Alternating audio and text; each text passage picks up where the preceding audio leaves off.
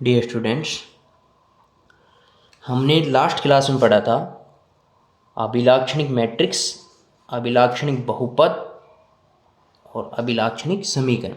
उससे आगे बढ़ते हैं। और डेफिनेशन है अभिलाक्षणिक मूल, करैक्टरिस्टिक रूट। इसको आइगन मान भी कहते हैं अर्थात आइगन वैल्यूज भी कहते हैं। तो किसी मैट्रिक्स ए की अभिलाक्षणिक समीकरण क्या थी? Determinant of A minus lambda I is equal to 0।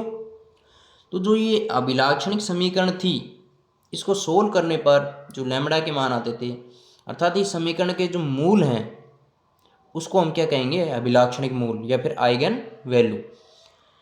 तो डेफिनेशन क्या होगी? किसी मैट्रिक्स ए के अभिलाक्षणिक समीकरण determinant of A minus lambda I is equal to 0, ये अभिलाक्षणिक समीकरण थी, के मूलों को मैट्रिक्स ए के अभिलाक्षणिक मूल कहते हैं। अभिलाक्षणिक मूलों को आइगन मान, आइगन वैल्यूज भी कहते हैं। ठीक है, यहाँ एक चीज़, एक डेफिनेशन और आती है कि जो जैसे सपोज कीजिए कि किसी मैट्रिक्स का ऑर्डर 3/3 है, तो उसकी करैक्टरिस्टिक इक्वेशन जो आएगी उसमें लैम्बडा की घात अधिकतम उस ऑर्डर के बराबर होगी, अर्थात लैम्बडा क्यूब आएगा। लैम्बडा क्यूब में समीकरण होगी, अर्थात वो उसके सोल्व करने पर उस लैम्बडा के मान कितने आएंगे? 3 मान आएंगे। उन तीनों को मानों को एक सेट में लिखें तो उस सेट को हम मैट्रिक्स ए का स्पेक्ट्रम कहते हैं। तो इसकी डेफिनेशन क्या हो जाएगी? मैट्रिक्स ए के सभी अभिलाक्षणिक मूल या हम आइगन मानो, ठीक है, उसको अभिलाक्षणिक मूल भी बोलते हैं, आइगन मान भी, कि मैट्रिक्स ए के सभी अभिलाक्षणिक मूल आइगन मानों को के समुच्चय को मैट्रिक्स ए का स्पेक्ट्रम कहते हैं। अर्थात जितने भी आइगन मान आते हैं या फिर अभिलाक्षणिक मूल आते हैं, उनको एक समुच्चय में उनका एक समुच्चय बना दें तो वो समुच्चय क्या कहलाता है? मैट्रिक्स ए का स्पेक्ट्रम। और एक चीज और भी नोट करने लायक है कि सभी आइगन मानों का योग ट्रेस ऑफ ए के बराबर होता है। तो ये फॉर एग्जाम्पल हम देखते हैं कि मैट्रिक्स है। अब देखना, इसके जो आइगन मान आएंगे उनका योग ये आएगा। ट्रेस क्या होता है मैट्रिक्स का? ये मुख्य विकर्ण होता है उसके अवयवों का योग। 8 + 7 + 3 तो कितना हो जाएगा? 18। और हम अभी इसको सोल्व करेंगे। किसको सोल्व करेंगे? मैट्रिक्स ए को। किसके लिए? अभिलाक्षणिक मूल के लिए। वो मूल निकालेंगे और उनका योग, उनका एडिशन करेंगे तो वो भी 18 ही आएगा। वो हम अभी चेक करते हैं।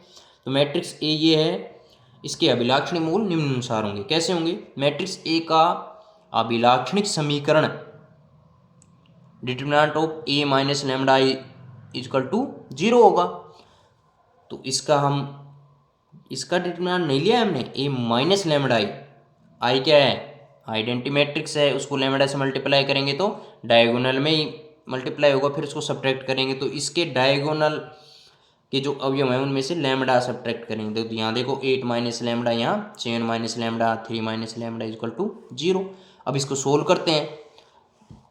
करते हैं तो देखो ये 8 माइनस लैम्बडा, इन दोनों को मल्टीप्लाई करेंगे तो lambda square minus 10 lambda plus 21, और ये माइनस माइनस प्लस हो जाएगा, फिर माइनस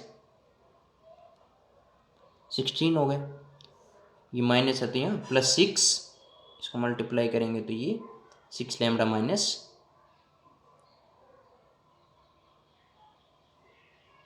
6 लैम्बडा, और ये माइनस के 18 होंगे पर ये प्लस के 8 हो जाएंगे तो ये माइनस 10 हो जाएंगे।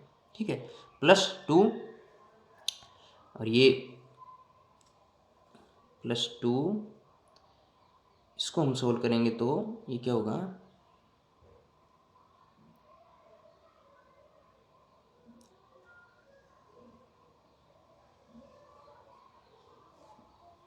+2, ये हमारा हो जाएगा 2 लैम्बडा,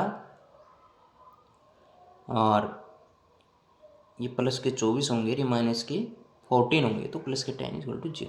अर्थात इसको सोल्व करने पर ये हमने माइनस से मल्टीप्लाई कर दिया, क्योंकि यहाँ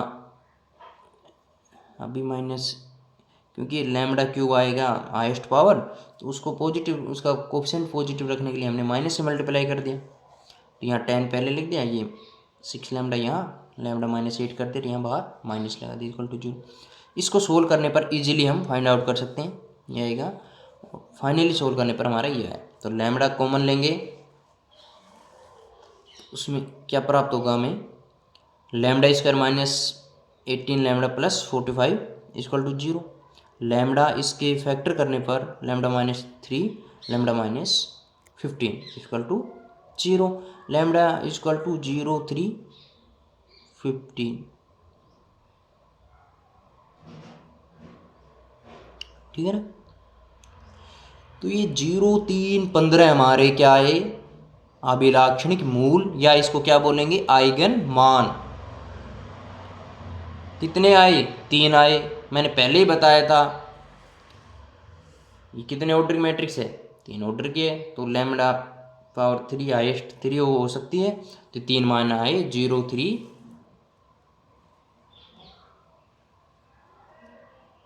15, ठीक है ना। तो ये 0 0 3 15 आए। तो अब मैट्रिक्स ए का स्पेक्ट्रम, स्पेक्ट्रम की डेफिनेशन मैंने क्या दी थी, जो भी मूल आए उनको एक सेट में डाल दो, 0 3 उसके सेट में लिख दिया, तो ये क्या आ गया, मैट्रिक्स ए का स्पेक्ट्रम आ गया। अब यहाँ एक चीज नोट करने लायक देखो, 0 3 15, ठीक है ना। इनको ऐड करते हैं तो क्या आया, 18 आया, और 8 7 3 को ऐड करते हैं तो भी 18 आता है। और ये क्या था, ट्रेस ऑफ ए।